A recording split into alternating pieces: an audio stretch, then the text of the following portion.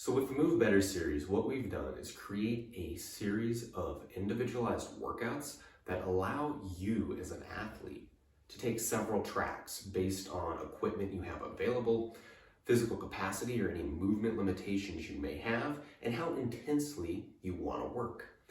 That's why this workout series is not a press, play, and go affair. Instead, we have outlines of workouts and several scaling or modification options that exist within a workout so you as an athlete get the best individualized result.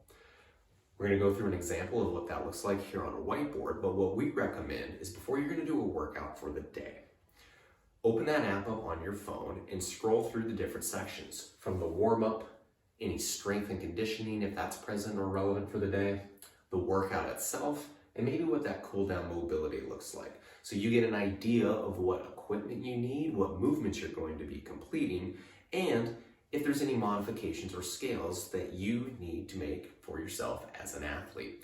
What we recommend is after you do that, you don't have to use a whiteboard this big, but something like one of these small whiteboards, it could be a sheet of paper, write down what your workout is going to be for the day, and then you don't have to scroll through that app constantly to look at every movement. So a few minutes, brief yourself beforehand, this is what it looks like. In the case of this workout today, I wrote down on my whiteboard, I know I'm going to be doing some deadlifting, so we have our universal hinge warm-up. Coaches are asking me to complete 3 rounds of 10 hip hinges, 20 toy soldiers, and 10 QL scoots. As you see these warm-ups come up in the series, they will repeat and be very familiar and pretty simple and condensed. I'll hit my 3 rounds and warm up, and then I just wipe it or cross it off. I move on to the next section. Now, we have our strength training. We're doing some kettlebell deadlifts today. The stimulus, we have 6 out of 10 reps, so 6 sets of 10 reps, working up to an RPE of 6. I know the coach wants me to work at 6 out of 10 difficulty. I'm gonna rest 90 seconds between sets. I'm gonna start with a 50 pound kettlebell and see how it goes. So I'll complete my 10 reps, gauge how intense did that feel. Do I need to go up, make it go back down and make an adjustment? And then I'll complete my next set. I now know I have a workout of the day, which this time it is 3 rounds for time. Deadlifts go away. I've got an 11-minute cap to complete. The coach gave us options. They said we could do a 400-meter run. They said we could do 100 plate hops. They also said we could do a 30 cal bike if you're a dude, a 21 cal bike if you're a lady. Well, I don't have a bike and it's cold outside, so for me, my workout, I'm gonna do 100 plate hops. And they wanted this at 7 out of 10 intensity, so RPE of 7.